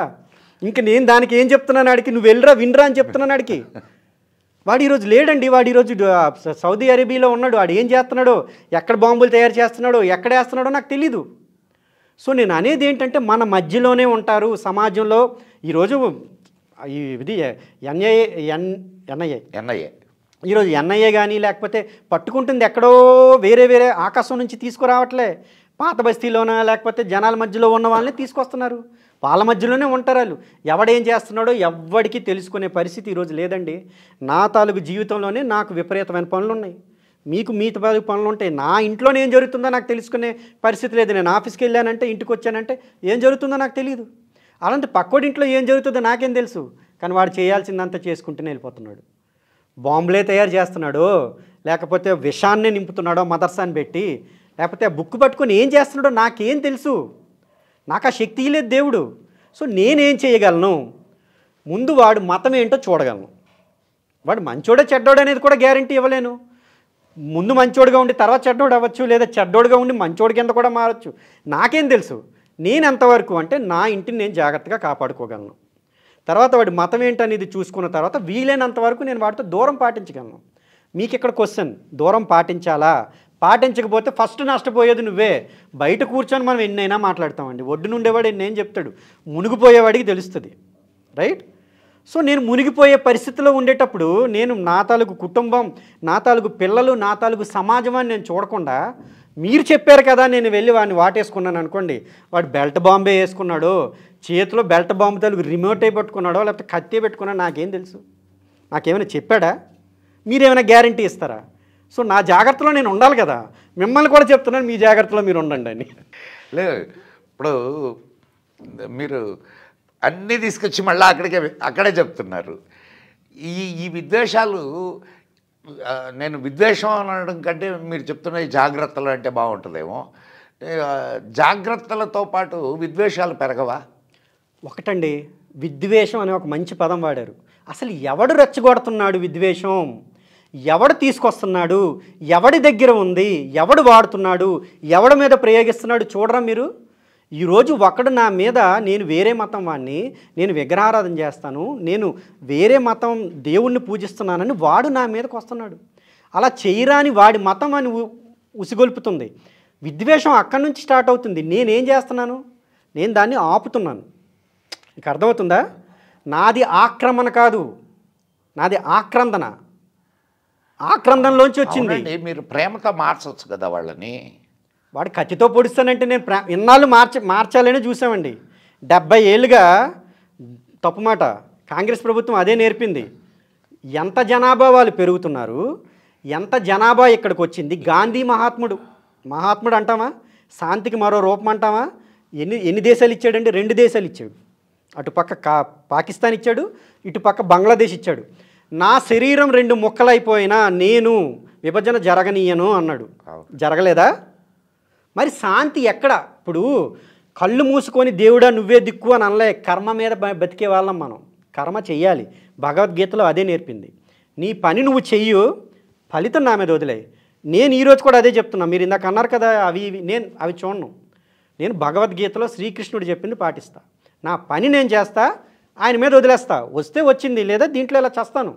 అంతేగాని శాంతి అనేది ఎప్పుడు అంటే ఇద్దరి మధ్య ఉండాలండి. అది ఇద్దరు కూడా ఒకే రకంగా ఉండేటప్పుడు మీ సైడ్ నుంచి ఉండకూడదు. అంటే ఆక్రమణ అనేది మీ సైడ్ నుంచి ఉండకూడదు. కానీ అవతలవాడు మీదకి వస్తున్నాడు అనుకోండి, జరగదు. మీరు ఒక చిన్న ఎగ్జాంపుల్ పెట్టుకోండి. మంగోలియా ఉందా? మంగోలియా తాలూకు ఆ మొత్తం ఆ దేశాన్ని తీసుకుంటే 98% మొత్తం జనాభా పోయింది. ఎందుకు పోయింది? జంగిజ్ ఖాన్ లాంటి వాళ్ళు, తర్వాత వచ్చిన వాళ్ళందరూ కూడా ఎలా ఆక్రమణ చేసుకున్నారు? వాళ్ళు బౌద్ధిజంలోకి వెళ్ళి శాంతి అని చెప్పి చక్కగా కూర్చున్నారు. మొత్తం వేసుకుంటూ వెళ్ళిపోయారు. ఇల్లు అంటే కుటుంబాలు నాశనం అయిపోయాయి. కేవలం 2% పీపుల్ మిగిలేరు. ఎడారి మిగిలింది. సో మీరు శాంతి అని కూర్చుంటే అవతల వాడు వచ్చి మెడ లేపుకెళ్ళిపోతాడండి. మీరు ముందుగా వారి మీద స్ట్రైక్ చేయకూడదు, వారు చేయకూడదు. మన భారతదేశం యుద్ధం అంటే మత ప్రాతిపదిక మీద ఏ రోజు ఎక్కడ ఏ భూమిని ఆక్రమించుకోలేదు, ఎక్కడ ఇతర దేశాల మీదకి వెళ్ళలేదు. అదే శాంతి, ఎప్పటికీ వెళ్ళలే. ఈవెన్ ప్రభుత్వాలు మారినా, అంటే ప్రజాస్వామిక ప్రభుత్వాలు వచ్చినా ఏ రోజు ముందు స్ట్రైకింగ్ మంది కాదు, అది చేస్తూనే ఉంది. అయినా కానీ యుద్ధాలు తగ్గాయా? తగ్గలేదు. సో మీరు చేయాల్సిన పరిస్థితి ఏంటి? మీ జాగ్రత్తలో ఫస్ట్ మీరు ఉండాలి. నేను ఈరోజు చెప్పట్లేదు ఎడారి మతం వాడికి వెళ్ళి చంపేయని నేను చెప్పను. మీరు క్రైస్తవంగా అదే బైబిల్లో తీసుకుంటే మోషే అనేవాడు ఉంటాడు, మొదటి ప్రవక్త. వేసేసాడు ఈజిప్ట్లో ఉన్న ఏంటంట, అప్పుడెప్పుడో వాళ్ళు బానిసత్వంలోకి వెళ్ళారని చెప్పి వీడికి అప్పుడు అనిపించి అక్కడ ఉండేవాడిని చంపేశాడు అనమాట. సో అలా నేను చెప్పను ఇప్పుడు మీకు కనిపించిన వాడిని చంపేయండి అని, అది తప్పు. దాన్ని శాంతి అంటారు. కానీ నీ జాగ్రత్తలో నువ్వు ఉండమని చెప్తున్నాను. వాడు స్ట్రైక్ చేసేటప్పుడు నువ్వు ఎదుర్కో, తప్పకపోతే ఇంక మరి నిల్చోవాల్సిన పరిస్థితే. నా వరకు వస్తే ఈ శాంతి వచనాలు అనేవి పనికిరావు. అవునా? ఇది నేను చెప్పేదండి. కానీ ఇప్పుడు మీరు అన్నట్టు ఇంకొక వైపు మనం మాట్లాడదాం. 4 వర్ణాలు ఉన్నాయి అని చెప్పి మనకు చెప్తారు. అంటే 4 వర్ణాలు గుణకర్మల్ని బట్టి విభజించబడ్డాయని. అవును. అందరూ సాత్వికులు ఉండరు, కరెక్ట్. అందరూ తామసికులు ఉండరు. అవును. అందరూ అంటే రజోగుణం ఉండే వాళ్ళు ఉంటారు, తామస, కరెక్ట్, రజోగుణం, సత్వగుణం ఉండే వాళ్ళు ఉంటారు. అవును. మరి రజోగుణం ఉన్న వాళ్ళని ఐడెంటిఫై చేసి మీరు ఒక ఆర్మీ ఎందుకు తయారు చేయకూడదు? ఒకటండి, నేను అనేది ఏంటి అంటే ప్రయత్నం మొదలైంది. ఏదైనా కానీ సిచ్యువేషన్ డిమాండ్ చేయాలి.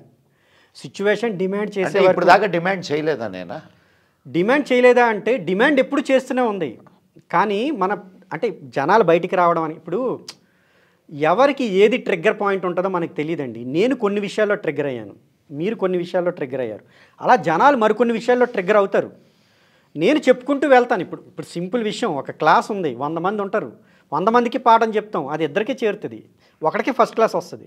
మరి మిగతా వాళ్ళందరికీ ఎందుకు రాలేదా అంటే మన లోపం కాదు. అలానే ఇప్పుడు మనం ఆర్మీ తయారు చేయాలి అంటే మొట్టమొదటి సిచ్యువేషన్ ఏంటి, సిచ్యువేషన్ తర్వాత జనాలు ఎలా స్పందిస్తున్నారు, ఎలా వాళ్ళు మన దగ్గరికి వస్తున్నారు, మనం వాళ్ళని ఎలా తీర్చిదిద్దుతున్నాం, ఇలా రకరకాలు ఉంటాయి. సిచ్యువేషన్ డిమాండ్ చేసిందంటే అది కూడా తప్పదేమో. ఈరోజు నేను చెప్తుంది ఏంటంటే దేనికైనా రెడీగా ఉండాలి. నీ ప్రాణం మీదకి వస్తే నీ ప్రాణం కన్నా ఏది ఎక్కువ కాదు. నీ ప్రాణం, నీ ధర్మం, నీ తాలూకు పిల్లలు, ఈ 3 నువ్వు ఇంపార్టెంట్. ఈ 3 కోసం ఎంతవరకైనా వెళ్ళగలవు. సో అది సిచ్యువేషన్ డిమాండ్ చేస్తే ఎస్ జరుగుతుందేమో. మీరు అనేది కూడా జరుగుతుందంటారా? జరుగుతుందండి, నేనైతే అనుకుంటున్నా. చివరిగా చెప్పండి. ఇప్పుడు మీరు హిందువు జాగ్రత్త పడాలి, మేల్కోవాలి అని చెప్పారు. చివరిగా నేనైతే ఏం చెప్తానంటే హిందువు తనని తాను తెలుసుకోవాలి అని చెప్తున్నా. నువ్వు హిందువునే అని తెలుసుకోవాలని చెప్తున్నా. ఓకే. హిందువుకి ఏ జాగ్రత్తలు తీసుకోవాలి ఇది చెప్పండి. ఇప్పుడు జాగ్రత్త పడాలి, ఎస్. అవును. ఏ జాగ్రత్తలు తీసుకోవాలి, ఎటువంటి పరిస్థితులు ఉన్నాయి, ఎలాంటి జాగ్రత్తలు తీసుకోవాలి అది చెప్పండి. ఫస్ట్ మీరు హిందూ అన్నారు కదా, ఎగ్జాక్ట్లీ కరెక్ట్. వాడు హిందూ అని తెలుసుకోవాలి. ఎందుకు అంటే వీడికి తెలియకపోయినా బయట ఉండే ఎడారి మతాల వాళ్ళు కానీ లేకపోతే కమ్యూనిస్టులు కానీ ఇంకెవరైనా కానీ వీడు హిందూ అని టార్గెట్ చేస్తున్నారు. వీడి ఐడెంటిటీ వీడు తెలియకపోయినా వాళ్ళ ఐడెంటిటీ పెట్టేశారు. సో ఇప్పుడు అసలు ఏమిటి ఈ హిందూ అనగానే నా మీద ఎందుకు దాడి జరుగుతుందనే కోణంలోనైనా అసలు ముందు వీడు హిందూ అంటే ఏంటో తెలుసుకోవాలి. రెండోది ఏంటంటే జాగ్రత్త అనేది వాడి ఇంటి నుంచి మొదలవ్వాలి. ఫస్ట్ వాడి పిల్లలకి చెప్పాలి. పిల్లలకి చెప్పాలంటే వీడి తాలూకు భార్య అసలు నేర్చుకోవాలి మన గ్రంథాలు ఏం చెప్తున్నాయి. వాడి గ్రంథాలు మోస్ట్ ఇంపార్టెంట్ వాడి గ్రంథాలు కూడా తెలుసుకోవాలి. వాళ్ళ తాలూకు పద్ధతులు అసలు అప్పటి నుంచి ఇప్పటిదాకా వాళ్ళ పద్ధతులు ఏం మారలేదండి, అదే పద్ధతులు. సో అవి నేర్చుకోవాలి, చరిత్ర తెలుసుకోవాలి, జాగ్రత్తలు చెప్పాలి. అసలు ఈ విషయాల్లో ఒకవేళ పిల్లలు వినకపోయినా నిర్బంధ విద్య లాంటిదో నిర్బంధంగానైనా వాళ్ళకి నేర్పాల్సిందే, ఇవన్నీ నేర్పాలి. మూడో విషయం ఐకమత్యంగా ఉండాలండి. మన హిందువే బాగుపడాలి. ఈరోజు ఎవడైనా నీ మీదకి అటాక్ వస్తే నిన్ను కాపాడగలిగేవాడు నీ పక్కింటోడే. నీకు వాడికి 100 ఉండనియండి. వాడు ఏదైనా కష్టంలో ఉంటే, వాడు ఆర్థికంగా కష్టంగా ఉన్నాడు అనుకో, నీ దగ్గర డబ్బులు ఉన్నాయనుకోండి, సాయం చేయి, పూజ పెట్టు, పిలు, కలిసి ఉండు. ఈ పరిస్థితి కానీ తప్పిపోయింది అంటే మాత్రం చాలా ప్రాబ్లం అయిపోతుంది. ఐక్యం ఉండాలి.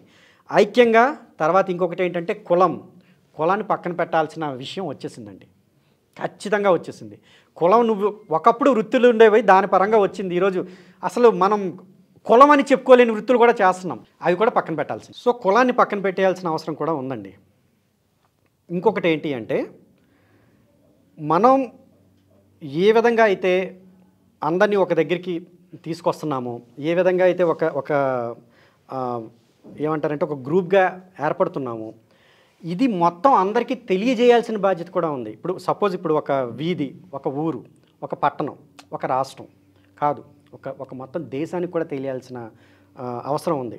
తర్వాత ఒక ఎమోషన్ క్యారీ చేయాల్సిన విషయం ఉందండి. ఇది దీంట్లో మంచి లీడర్స్, ఇప్పుడు నేనున్నాను, మీరున్నారు, మన తాలూకు ఎమోషన్ క్యారీ చేయాలంటే మనలా ఇంకొకరిని తయారు చేయాలి.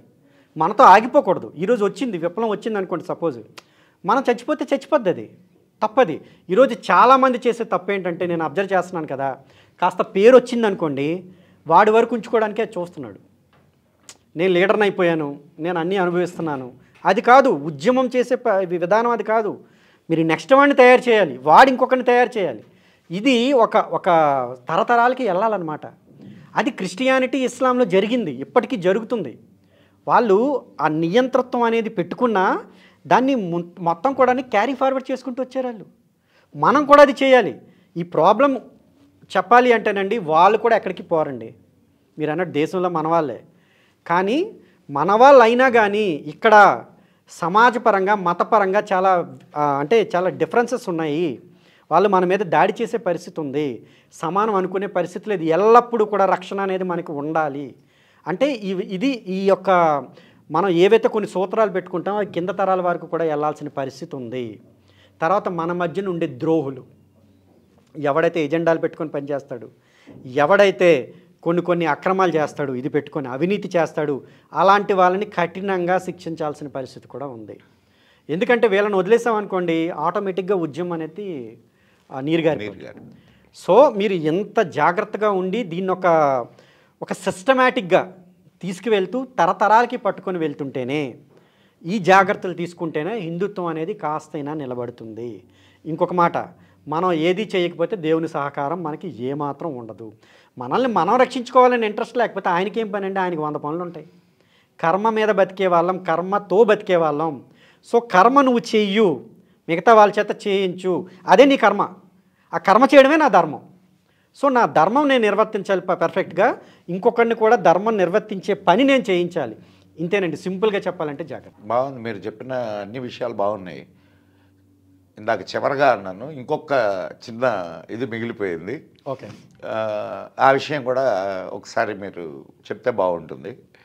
ఓకే. ఇప్పుడు అనేక హిందూ సంస్థలు ఈరోజు మనకు సమాజంలో కనిపిస్తున్నాయి, చాలా కనిపిస్తున్నాయి. ప్రచారం కంటే కూడా ఆర్థికమైనటువంటి వీటిల మీదనే ఎక్కువ పనిచేస్తున్నాయి. అవును, కొన్ని సంస్థలు పాపం డబ్బులు లేకపోయినా జేబులో డబ్బులు ఖర్చు పెట్టుకొని పనిచేసేటటువంటి సంస్థలు ఉన్నాయి. నేను అవునవును. మరి ఏ సంస్థల్ని ఎట్లా ఐడెంటిఫై చేయాలా? ఇది అంటే ఒక సామాన్యమైన హిందువుకి ఇది టిపికలే కదా. కరెక్ట్. ఇప్పుడు ఒక విషయం అయితే నేను చెప్తానండి. నేనేమంటాను అంటే, కొంతమంది ఏమవుతున్నారు అంటే మంచి ఉద్దేశంతోనే వస్తారు, వాళ్ళు మంచి ఉద్దేశంతోనే చేస్తారు, కానీ సగం దారి వెళ్ళిన తర్వాత వాళ్ళకి కొన్ని సౌకర్యాలు, సదుపాయాలు అందుతాయి. అప్పుడు వాళ్ళు ఏమనుకుంటారు అంటే, మేము దేవుడి దగ్గరికి చేరిపోయాము, లేదా మేము ఒక చక్రవర్తి అయిపోయాం అనే ఒక మానసికమైన స్థితిలోకి వెళ్తారు. ఈరోజు మీరు చూస్తే కొంతమంది పీఠాధిపతులైనా, లేకపోతే సినిమా యాక్టర్స్ కానీ, లేకపోతే పొలిటీషియన్స్ కానీ, అంతా మేమే అనే అంటే ఈ పవర్ని అనుభవించే స్థాయికి వెళ్తారు చూసారా. అక్కడికి వెళ్ళిన తర్వాత వీళ్ళ తాలూకు power and money, power and money, అక్కడికి వెళ్ళిన తర్వాత వీళ్ళ తాలూకు స్టాటిస్టిక్స్ అనేవి మారిపోతాయి. ఇంకా నేను లేను అన్నట్టు. అక్కడే జాగ్రత్త పడాల్సిన పరిస్థితి ఉంటుందండి. ఎవరు జాగ్రత్త పడాలి అంటే నేను ముందు చెప్తున్నా, ఫస్ట్ ఏంటి అంటే చెప్పాల్సిన విషయం, తర్వాత వాళ్ళని ఎలా చేయాలని నేను చెప్తా. ఎవరైనా వచ్చే వాళ్ళకి నేను ఇచ్చే సలహా అనమాట, ఎప్పుడు కూడా మీ కాళ్ళు ఎక్కడున్నాయి నేల మీద పెట్టుకోవాలి, ఎప్పుడు కూడా ఏం జరుగుతుందా అనేది పరికించి చూసుకోవాలి. ఇది చెయ్యకపోతే ఉద్యమం అనేది దెబ్బతింటుంది. రెండవది, ఈ కారణం వలన చాలా వరకు ఈరోజు మీరు చెప్తున్న ఆ హిందూ సంస్థలైనా ఏవైనా కావచ్చు, కమర్షియలైజ్ అయిపోయి వాళ్ళు రకరకాలుగా అంటే చేయాల్సిన పని విస్మరించి మిగతా పనులు చేయడం కానీ, లేకపోతే వాళ్ళ తాలూకు ఈ విలాసాల్లో తేలిపోవడం కానీ జరుగుతున్నాయి. చాలా కమర్షియలైజ్ అయిపోయి ఇప్పుడు. వీటి గురించి నేను ఏమంటాను అంటే, పెద్దగా మనం దాని గురించి బాధపడాల్సిన పని లేదు. మీకు హిందుత్వం అనేది ఎప్పుడైతే పెరుగుతూ పోతుంటుందో, జనాలు ఎప్పుడైతే ఎడ్యుకేటెడ్ అవుతారో ఆటోమేటిక్గా వీళ్ళే వాళ్ళని తోసేస్తారు. ఎందుకు తోసేస్తారు అంటే, ఇప్పుడు ఏమీ లేదు, ఏది లేని దగ్గర ఆవుదం మొక్కే మహావృక్షం అన్నట్టు ఇప్పుడు వాళ్ళు మనకు అంతా బాగా కనబడుతున్నారు. వాడు ఏం చెప్పినా కానీ మా పెద్ద మనకి ఓహో ఏం చెప్పాడో అన్నట్టు ఉంటుంది. వీడికే ఆ నాలెడ్జ్ వచ్చింది అనుకోండి, ఉద్యమం బయలుదేరింది, ఇళ్లలోంచి కష్టపడుతున్నప్పుడు వాడికి వీడు ఎందుకు పూజించాలి? వీళ్ళలోనే మొదలవుతుంది అది. అసలు నువ్వు మాకేం చేస్తున్నారా, నీకన్నా మేం కదా ఎక్కువ చేస్తున్నావు, ఎందుకున్నావు? ఇప్పుడు వాడికి చందాలు ఉన్నాయనుకోండి, ఎవడం మానేస్తారు. అప్పుడు వాడికి రెండు దారులు ఉంటాయి, అయితే వాడు తిరిగి వీళ్ళలా పనిచేయాలి, లేదా వీళ్ళకన్నా ఎక్కువ పని చేయాలి, అప్పుడే వాడు సస్టైన్ అవుతాడు, లేదంటే పోతాడు. ప్రతి ఒక్క సంస్థ అయినా కానీ డొనేషన్స్ మీద బతుకుతుందండి. మనకి నాలెడ్జ్ లేనప్పుడు వాడికి డొనేషన్, ఎప్పుడు మనం డొనేషన్ ఇస్తున్నాం, మనం చేయలేకపోతున్నాం కనుక వాడికి డొనేషన్ ఇస్తున్నాం. ఈరోజు మనమే చేయగలిగే పరిస్థితి ఉందనుకోండి, వాడు మనకన్నా ఎక్కువ చేస్తే ఇస్తాం. రెండు లేనప్పుడు వాడికి ఎందుకు ఇస్తాం? జనాల్లో నాలెడ్జ్ వచ్చేసింది అనుకోండి, ఆటోమేటిక్గా వాడు పోతాడు. అయితే ఇక్కడ నేను అనే పాయింట్ ఏంటంటే, ఇప్పుడు మన తాలూకు చాలా ప్రాబ్లమ్స్ ఉన్నాయి. మనం దృష్టి నిలపాల్సింది ఎడారి మతాల మీద ఎలా చేయాలని, మనలో ఉన్న శత్రువు గురించి కాదు. వీని తర్వాతైనా తరిమి కొట్టచ్చు. ఇప్పుడు ఏదో ఒకటి చేస్తున్నాడండి, ఏది చేయని దగ్గర ఏదో ఒకటి చేస్తున్నాడు కదా, తిననీయండి కాస్త. వాడు ఇప్పుడు 100లో అట్లీస్ట్ 20% చేస్తున్నాడు కదా, దానివల్ల కాస్త కోస్తాను లాభం అవుతుంది కదా. ఇప్పుడు వీడి కాదు మన టార్గెట్, వీడు టార్గెట్. వీడు 100% మన మీద దాడికి ఉన్నాడు, మనం 20% మీద మనం ఇప్పుడు కాన్సన్ట్రేట్ చేసాం అనుకోండి, ఇక్కడ మనకి డీవియేషన్ వచ్చేస్తుంది. సో ముందు మనకు కాన్సన్ట్రేట్ చేయాల్సింది అక్కడ. కంప్లీట్గా కాన్సన్ట్రేట్ చేస్తే ఆటోమేటిక్గా వీడు తర్వాత అయినా పోతాడండి. ఇంకొక ఇది మిగిలిపోయింది. ఓకే, మీరు అంటే ఇప్పుడు ఏమన్నారంటే, వీడు ఏదో కొంత చేస్తున్నాడు కదా, అవును, వీడు కాదు మా టార్గెట్ వాడని. అవును, కానీ ధర్మాన్ని డైల్యూట్ చేసేటటువంటి అంటే హిందువుల ముసుగేసుకొని హిందువుల దేవుళ్ళ పేర్లు చెప్పి ధర్మాన్ని డైల్యూట్ చేస్తూ నిర్వీర్యం చేస్తూ సమాజాన్ని నిర్వీర్యం చేస్తూ ఉన్నటువంటి సంస్థలు కూడా కొన్ని ఉన్నాయి హిందూ సమాజంలో. అది హిందూ సమాజం అనుకుంటూ. అవునవును అవును. ఇప్పుడు ఈ బ్రహ్మకుమారీస్ అవన్నీ మీరు చూస్తున్నారు, వాటి మీద వస్తున్నటువంటి ఇవి. మరి వాటిని ఎట్లా ఇది చేయాలంటారు? అంటే నేను ఎలా అయితే చెప్తానంటేనండి, నేను ఎందుకు అడిగానంటే, ఇది ఇప్పుడు మీరు అన్నారు అది కూడా హిందూ సంస్థ కదా, చేయనీయండి అని అంటారా ఏమో అని. ఇక్కడ 2 పాయింట్స్ క్లియర్గా చెప్తున్నా. 2 పాయింట్స్ ఆ ఐడెంటిఫికేషను కరెక్ట్గా మీరు ఇవ్వండి. ఇస్తాను. నేను ఇక్కడ 2 పాయింట్స్ ఉన్నాయి. నేను ఏమంటాను అంటే, ఫస్ట్ హిందూ ముసుగులో ఉండి వేరే తాలూకు మతాలని ప్రోత్సహించేటట్టు ఉంటాయి, అవి ఒకటి. ఇక్కడ నేను ఈ మధ్య సాయిబాబా మీద కూడా నేను చేస్తున్నాను, ఎందుకంటే సాయిబాబా ముస్లిం. సో సాయిబాబా ముస్లిం కనుక ఆయన పూజించొద్దు అంటే, ఆయన గురువు అవ్వచ్చు, మంచి లక్షణాలు ఉండుండొచ్చు, బట్ ఆయనకి మనకి సంబంధం లేదు, ఆయన ఒక ముస్లిం అనే దీని మీద నేను ఎత్తుకున్నాను. బ్రహ్మకుమారీస్ కూడా వాళ్ళు కూడా హిందుత్వాన్ని టార్గెట్ చేసిన వాళ్ళే. అసలు ఫస్ట్ ఆఫ్ ఆల్ వాళ్ళకి పోలిక లేదండి. నేను చెప్పిన కేటగిరీ ఎవరు అంటే, హిందుత్వంలో ఉండి హిందూ ధర్మం కోసం పాటుపడుతున్నామని చెప్తూ పాటుపడిన వాళ్ళు సెకండ్ కేటగిరీ. వీళ్ళు ఇప్పుడు మనం వీళ్ళని ఈ మతం మన మీద ఏదైతే ఎడారి మతాలు ఉన్నారో ఆ కేటగిరీలో పెట్టాలి. ఈరోజు నేను ఆ ఐడెంటిఫికేషన్ చెప్తున్నది. నేను ఇక్కడ ఇంకొక మాట కూడా చెప్తున్నాను. ఇప్పుడు ఈ మధ్య కాలంలో ఇంకొకరు కూడా వచ్చారు, ఆయన మధ్య చనిపోయాడు అనుకుంటాను, త్రైత సిద్ధాంతం. వాళ్ళు అది ఏదేదో చెప్తూ మన వినాయకుడి విగ్రహాలని ధ్వంసం చేసినటువంటి సంఘటనలు కూడా ఉన్నాయి. ఒప్పుకుంటున్నానండి. నేను అందుకే చెప్తున్నా, మన హిందూ ధర్మం మీద దాడి చేసి ఎడారి మతాలని ఎవరైతే గొప్ప అని చెప్తుంటారో వాళ్ళందరినీ కూడా మనం ఖచ్చితంగా పోరాడే ప్రయత్నం అయితే చేయాలి. ఒకటి. రెండోది, ఈరోజు మన ప్రవచనకారులే ఉన్నారండి. యేసు ప్రభువు చాలా గొప్ప దేవుడు, అసలు మహమ్మద్ ప్రవక్త అంత మంచివాడిని నేను ఎప్పుడూ చూడలేదు, ఒక ప్రవచనకారుడు అయితే చెప్పాడు, తేలునంట ఆయన పెట్టుకోనంట పైకెత్తిస్తుంటే అంట ఆయన పైకి లేపుతున్నాడంట, గోడ మీద అది వెళ్ళలేకపోతుంటే లేపుతున్నాడంట, అది కరుస్తున్నా ఈయన వదలలేదంట. పాపం ఆ ప్రవచనకారుడికి తేలుని కరుస్తుంటే కళ్ళ వెంట నీళ్ళు వచ్చేసాయి. కానీ అదే మత ప్రవక్త వేల లక్షల మంది హిందువుల్ని చంపేస్తుంటే ఈయనకి కళ్ళ నుంచి నీళ్ళు కూడా రాలేదు. సో నేను చెప్పేది ఏంటంటే, యేసు అనేవాడు లేడని చరిత్ర చెప్తుంది.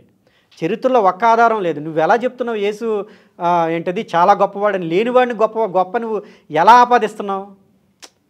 నాకు ట్రిగ్గర్ అయ్యే పాయింట్ అండి ఇది. నేనంత ఎందుకు కష్టపడుతున్నాను? నేను ఈరోజు ఎడారి మతాలను పూజించకరా అని చెప్తే నువ్వు ఈరోజు లక్షల మందికి కోట్ల మందికి చెప్పగలిగే స్థితిలో నువ్వు ఉండి యేసుని పొగుడుతావా? లేకపోతే కొంతమంది పీఠాధిపతులు క్రిస్మస్ రోజు క్రిస్మస్ శుభ నువ్వు చెప్పకపోతే ఆయన చేసుకోరా వాళ్ళు? ఎందుకు? మన బాధ ఏదో మనం పడవచ్చు కదా. వేరే మత సిద్ధాంతంలో ఉన్న దేవుణ్ణి పూజించవు నువ్వు, కానీ క్రిస్మస్ రోజు మాత్రం యేసు ప్రభుని పొగుడుతూ క్రిస్టియన్స్ అందరికీ కూడా శుభాకాంక్షలు చెప్పకపోతే వాళ్ళంతా చచ్చిపోతారు. వాళ్ళు అసలు అంటే చేసుకోరనమాట, అక్కడ పండగ చేసుకోరనమాట. ఎందుకు ఈ సెక్యులర్ భావాలు బయటికి తీసుకెళ్ళడం వలన ఏం జరుగుతుంది? ఈరోజు కూడా మీరు ప్రమాదాలను పరిశీలించే పరిస్థితుల్లో లేరా? లేదా మీరు ఈరోజు చెప్పకపోతే వాళ్ళు చేసుకోరా? లేదా మీ తాలూకు ఏవైతే ఆ శుభాకాంక్షల కోసమే జనాలు ఎదురు చూస్తున్నారా? సో నాకు ఇది ట్రిగ్గర్ అయ్యే పాయింట్ అండి. ఇది కూడా ఒక పెద్ద ప్రాబ్లము. ఈరోజు హిందూ మతంలో ఉంటూ ధర్మం చేయకపోయినా కాస్తో కోస్తో ఈ వ్యసనాలకి బానిసైన వాళ్ళని సెకండ్ కేటగిరీలో పెట్టి మన దాంట్లోనే ఉంటూ ఇండైరెక్ట్గా ఇతర మతాలకు వెళ్ళమని ప్రోత్సహించే ప్రవచనకారులు కానీ, లేకపోతే ఇలాంటి బ్రహ్మకుమారి, త్రైత సిద్ధాంతం ఎక్సెట్రా వాళ్ళని కానీ ఖచ్చితంగా ముందే ఖండించాలి. వాళ్ళ తాలూకు దుర్మార్గం బయట పెట్టాలి. వాళ్ళని హిందూ సమాజం నుంచి తరిమి కొట్టాలి. అయితే నువ్వు వెళ్ళి ముస్లిం దాంట్లోనే క్రిస్టియన్ దాంట్లోనే కూర్చో. మా దాంట్లోకి వచ్చి బొట్టు పెట్టుకొని అన్న నీ తెలుగు భర్తన అన్న అని పిలు ఏ హిందూ సమాజంలో ఉందండి? బ్రహ్మకుమారిలు అన్న అని పిలేంటి? శివుడని పేరు పెట్టుకుంటారు. ఆ దేవుడి లక్షణాలన్నీ కూడా ముస్లింల తలగా అల్లాకు ఉండే ఉంటాయి బ్రహ్మకుమారిస్లో. నెక్స్ట్ ఇప్పుడు మీరు ఇది చూడండి, త్రైత సిద్ధాంతం వినాయకుడి విగ్రహాలు పగలగొట్టడం ఏంటి ఇదంతా? ఎవరి మీద దాడి జల్లుతున్నారంటే వాళ్ళు ఎదురుగా వస్తున్నారు కనుక మీరు సందులో మా పక్కలో దూరి మా వెనక అంటే మా వెన్నుపోటు పొడుస్తున్నారా? ఒకటి కాదండి, 100,000 లక్షల రకాలైన వ్యూహాలతో మన మీదకి వస్తున్నారు. మనం గట్టి రక్షణ గోడ కట్టుకోవాల్సిన పరిస్థితి ఈరోజు ఏర్పడింది. హిందువుల్లోనే ఉండి మన కళ్ళు పొడిచే వాళ్ళు ఉన్నారు. సో ఇవన్నీ మనం ఖచ్చితంగా ఖండించాల్సిందే. బట్ ప్రయారిటీస్ కూడా చూసుకోవాలి.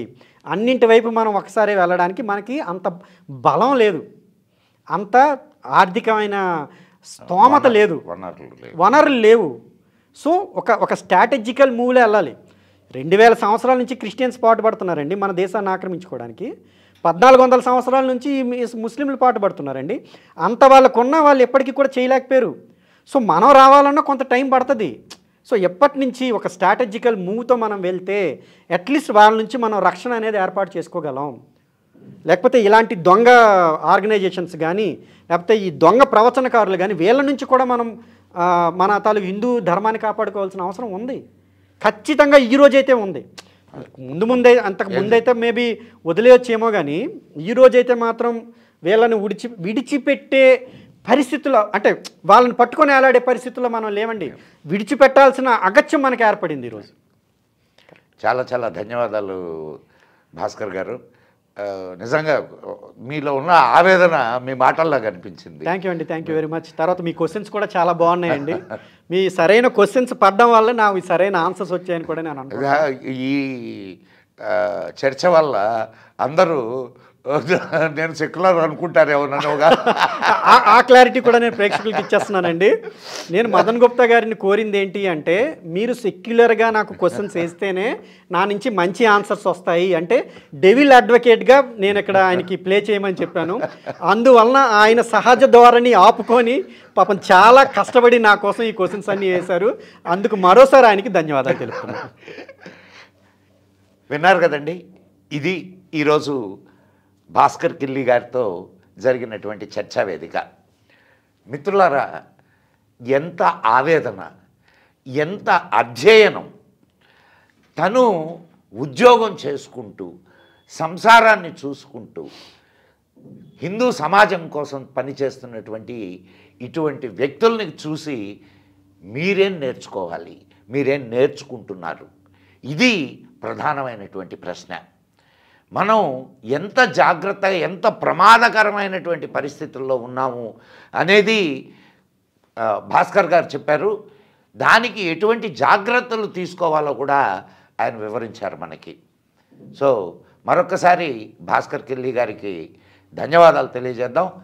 చాలా చాలా ధన్యవాదాలండి. నమస్కారం. చాలా మంచి సందేశం ఇచ్చారు హిందూ ప్రపంచానికి. Thank you. మిత్రులారా, ఈ వీడియో మీకు నచ్చినట్టయితే భక్తివన్ ఛానల్ను సబ్స్క్రైబ్ చేయండి. ఇప్పటి వరకు సబ్స్క్రైబ్ చేసుకోకపోతే లైక్ చేయండి, షేర్ చేయండి, బెల్ ఐకాన్ నొక్కండి.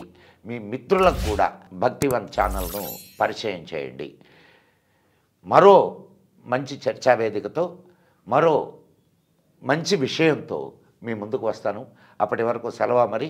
జై హింద్, జై మా భారతి. మీ మదన్ గుప్తా.